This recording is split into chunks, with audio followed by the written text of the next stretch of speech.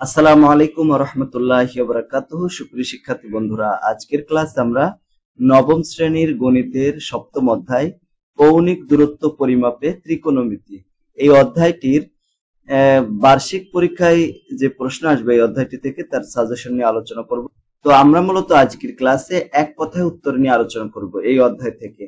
তো আমরা গত ক্লাসে এমসিকিউ নিয়ে আলোচনা করেছিলাম। তোমরা জানো যে তোমাদের 15টি এমসিকিউ থাকবে এবং 10টি থাকবে হচ্ছে এক কথায় উত্তর। টোটাল থাকবে 25টিতে থাকবে 25 মার্ক। তো এগুলো কিন্তু আমাদের খুবই গুরুত্বপূর্ণ এবং একটা কথা মনে রাখতে হবে যে এই এক কথায় উত্তর যেগুলো আছে এগুলো কিন্তু এমসিকিউ তে আসতে পারে, আবার অনেক এমসিকিউ সেগুলো আবার এক কথায় উত্তরও দিতে পারে। ঠিক আছে, তো আমরা এইভাবে প্রস্তুতি নেব যে যেখানে আসুক না কেন আমরা যেন পারি। তো প্রথম প্রশ্ন, কোন পরিমাপের মাধ্যমে কিসের অবস্থান সম্বন্ধে জানতে পারি? সেটা কি? দূরবর্তী বস্তুর মানে কোন পরিমাপের মাধ্যমে কিসের অবস্থান, তাহলে দূরবর্তী বস্তুর অবস্থান সম্পর্কে জানতে পারি। 2 নম্বর, এক রশ্মির প্রান্তিক অবস্থান থেকে প্রান্তিক অবস্থানের মধ্যবর্তী দূরত্বকে কি বলা হয়? কৌণিক দূরত্ব বলা হয়। মনে করো প্রারম্ভিক অবস্থান থেকে প্রান্তিক অবস্থান, এটা মনে করো একটা বস্তুর প্রারম্ভিক অবস্থান, এখান থেকে প্রান্তিক অবস্থান আছে এটা, এই যে মধ্যবর্তী যে দূরত্ব, এই যে দূরত্বটা, এটাকে বলা হয় কৌণিক দূরত্ব।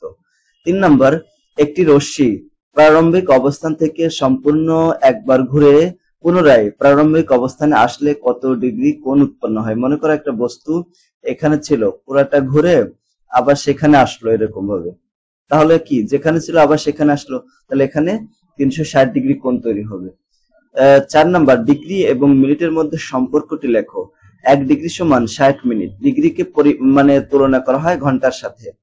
এরপরে 5 নম্বর, 1 সেকেন্ড সমান কত ডিগ্রি? 1 সেকেন্ড সমান হচ্ছে 1 বাই এখানে দেখো 3600 ইন্টু 1 ডিগ্রি। দেখো একটা মনে রাখবো যে 1 সেকেন্ডে হচ্ছে 1 বাই 3, এখানে 3600 দ্বারা ভাগ করলাম কেন? কারণ দেখো 1 সেকেন্ডে হচ্ছে 60 মিনিট, মানে 60 মিনিটে হচ্ছে 1 সেকেন্ড, ঠিক আছে না? আবার 1 মিনিট সময় হচ্ছে 1 মিনিটে 1 ঘন্টায় আছে আরো 60 মিনিট, এই জন্য 3600 দ্বারা ভাগ করতে হবে। 6 নাম্বার, ঋণাত্মক কোন চিহ্ন দিয়ে প্রকাশ করা হয়? মাইনাস চিহ্ন দ্বারা প্রকাশ করা হয়।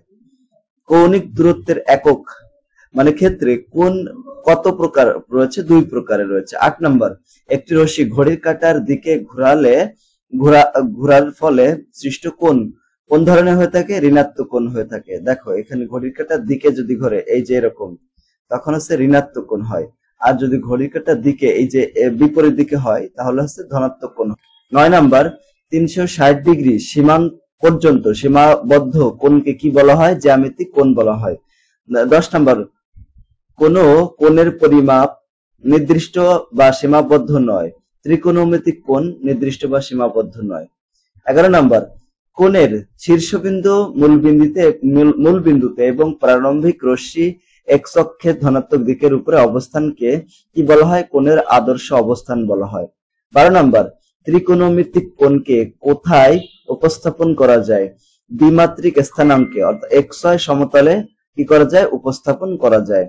দ্বিমাত্রিক স্থানাঙ্ক জ্যামিতিতে এক্স অক্ষ ও অ অক্ষ xy সমতলকে কয়টি ভাগে ভাগ করে? 4টি অংশে ভাগ করে।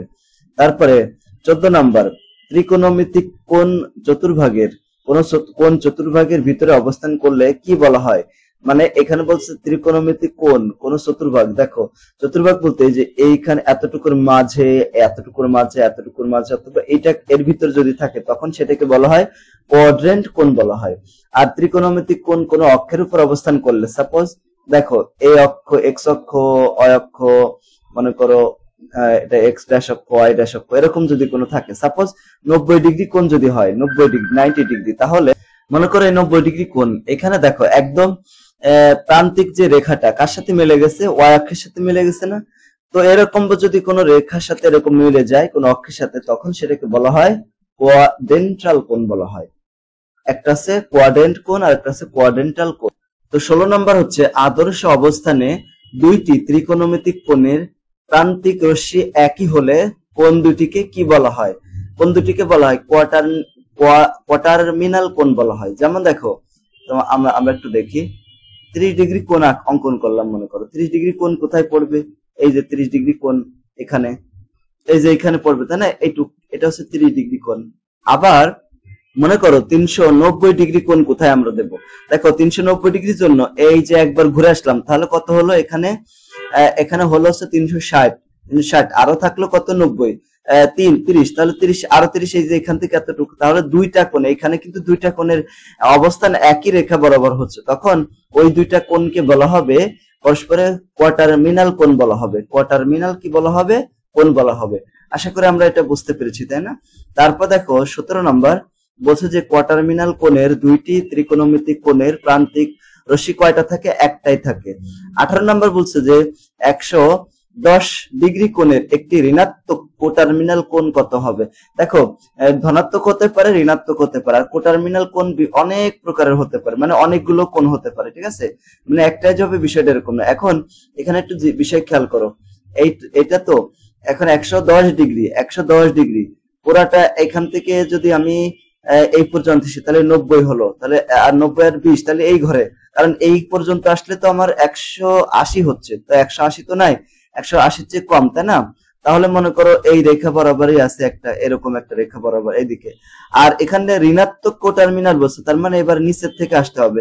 এবার এখানে আছে কত বলো, এখানে আছে হচ্ছে 250, তাহলে এইখান থেকে এতটুক যদি আসি তাহলে আমার 150 হয়ে গেল, ঋণাত্মক তো এই জন্য নিচের দিক থেকে আসতে হবে। তো সরি, এখানে 250 আছে, আর এখান থেকে নিচের দিকে আসলাম 180 হলো, তাহলে 250 থেকে 250 বিয়োগ হচ্ছে 180, এই যে 180 বিয়োগ করে দিলাম, তাহলে কত থাকলো 70। তাহলে ওইখান থেকে দেখো, এখান থেকে যদি আবার এদিকে অঙ্কন করতে চাই, তাহলে এই যে রেখা, এই রেখা বরাবরই কিন্তু 70 ডিগ্রি আসে, তার মানে এইখানে দুইটা কোণ আছে, একটা হচ্ছে -250 ডিগ্রি, আর একটা হচ্ছে 110 ডিগ্রি প্লাস 110 ডিগ্রি। তাহলে এই যে রেখাটা, এই রেখাটা বরাবর কি দুইটাই কোণ, তার মানে এটা কোটার্মিনাল কোণের অবস্থান এখানে। তারপর দেখো 19 নম্বর, আদর্শ অবস্থানে x, y বিন্দুর সাপেক্ষে cot থিটা সমান কত। তো cot থিটা দেখো আমরা কি জানি, x হচ্ছে y, এই যে x হচ্ছে মানে ভূমি, আর y হচ্ছে লম্ব, তাহলে অতিভুজ কত হবে, অতিভুজ লাগতেছেও না, cot সমান আমরা কি জানি, ভূমি বাই লম্ব, তো সেই ভূমি বাই লম্ব মানে x বাই y দিলাম। এরপর আদর্শ অবস্থানে এত বিন্দুর সাপেক্ষে sin থিটার মান কত হবে। খেয়াল করো, আমাদের যদি এখানে আদর্শ অবস্থানের কথা যেহেতু বলা হয়েছে, তাহলে এখানে এই ভূমি হবে হচ্ছে 1 আর লম্ব হবে 2, তাহলে অতিভুজ কত হবে, অতিভুজ হচ্ছে এখানে √2 এর স্কয়ার যোগ 1 এর স্কয়ার, মানে কত √5 হচ্ছে, তাই না, অতিভুজ 5। তো sin থিটা সমান আমরা কি জানি, লম্ব ভাগ আছে অতিভুজ, দেখো লম্ব আছে 2 আর ভাগ আছে অতিভুজ, অতিভুজ কত √5, তাহলে এটা হচ্ছে sin থিটা সমান হবে। 21 নম্বর, আদর্শ অবস্থানে এত বিন্দুর সাপেক্ষে cos থিটা কত হবে।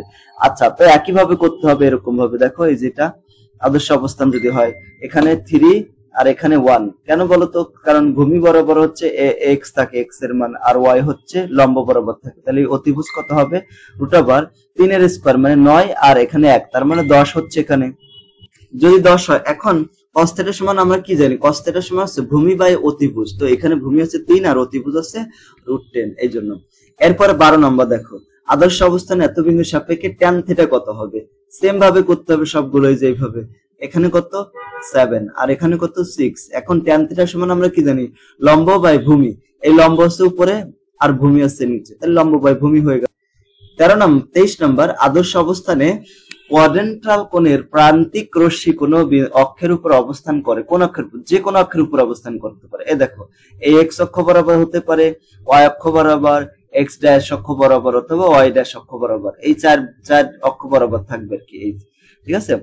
24 নম্বর, আদর্শ অবস্থানে এত বিন্দুর সাপেক্ষে tan থিটা কত হবে। tan থিটা কত হবে, এই যে একটু যদি আমরা খেয়াল করি, এই যে এইটা না, এখন ভূমি কত, ভূমি নিচেটা আছে 6 আর এটা আছে 0, তাহলে tan থিটা কত হবে। tan থিটা আমাদের বের করতে হবে, এই যে এখানে tan থিটা সমান কত আর কি। তো দেখো tan থিটা সমান হচ্ছে লম্ব কত 0 আর ভূমি কত, ভূমি আছে 6, তাহলে এখানে ভাগ করে 0 হবে, তাহলে এই মানটা হবে কত বলতো, 0। তারপর দেখো, আদর্শ অবস্থানে এত বিন্দুর সাপেক্ষে tan থিটা কত হবে।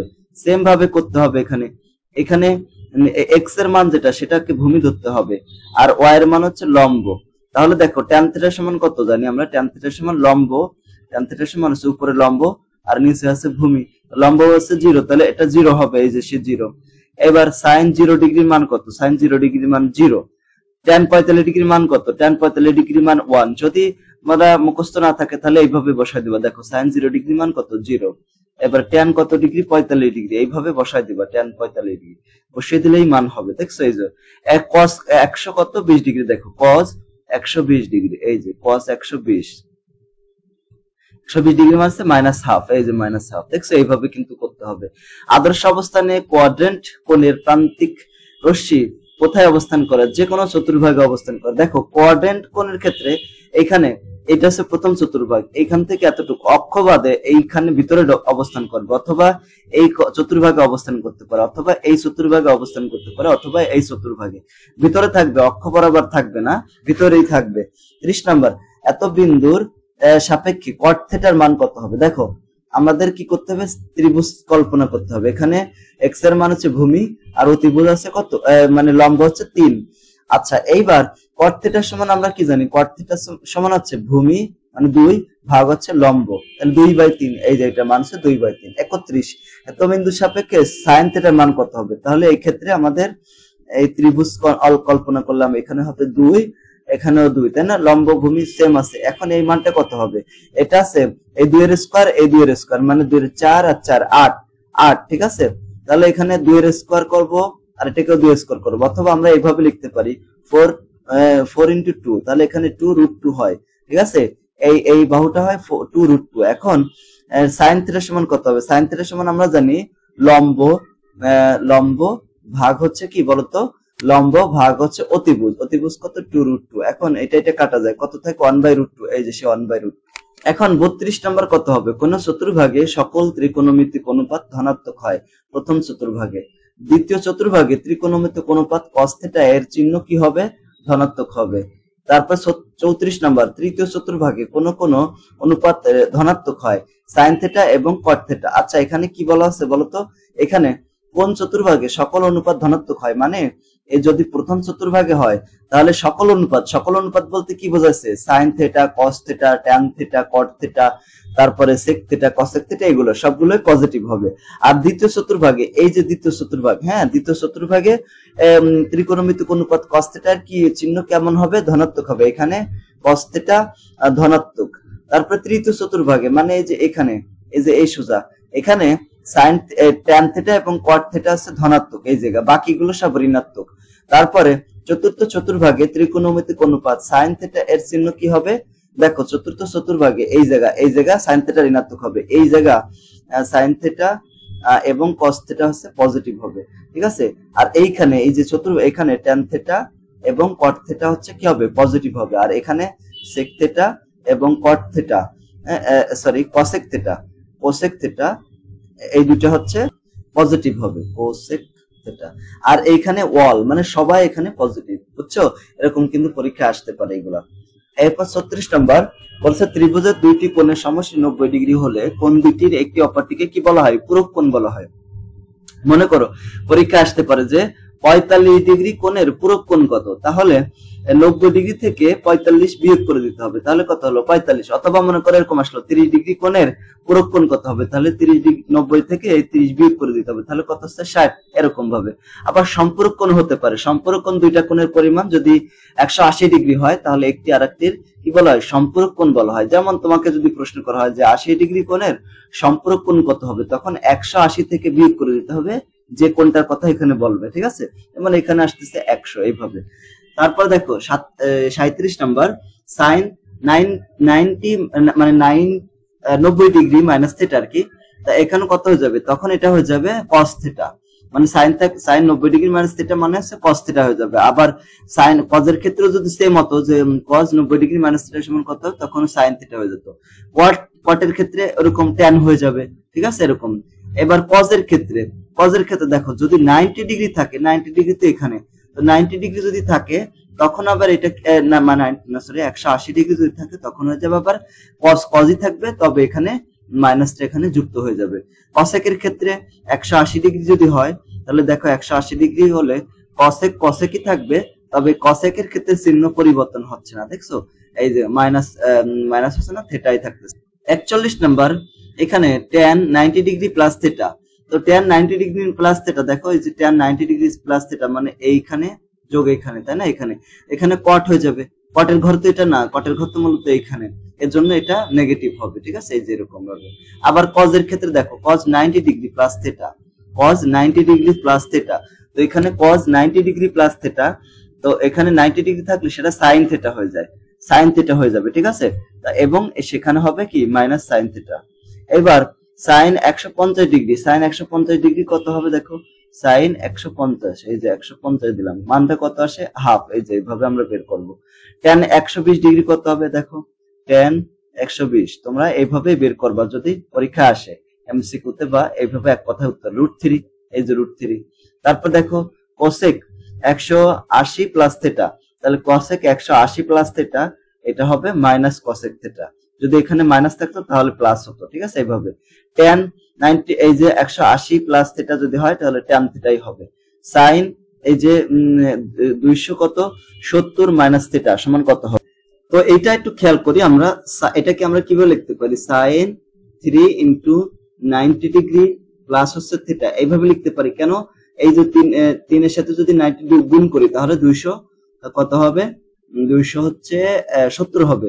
এখন এখানে মাইনাস আছে, আচ্ছা মাইনাসটা দিয়ে নিই, ঠিক আছে? এই যে এখন চিন্তা করো এখানে যদি বিজোড় থাকে তাহলে কি যাবে, এখানে যেহেতু 90 ডিগ্রি আছে তাহলে এখানে 90 ডিগ্রির সাথে যাই গুণ করা থাকবে সেটা cos হয়ে যাবে, cos থেটা, ঠিক আছে? cos theta. আর এখানে যেহেতু বিজোড় থাকলে এখানে নেগেটিভ হবে, জোড় থাকলে পজিটিভ হতো।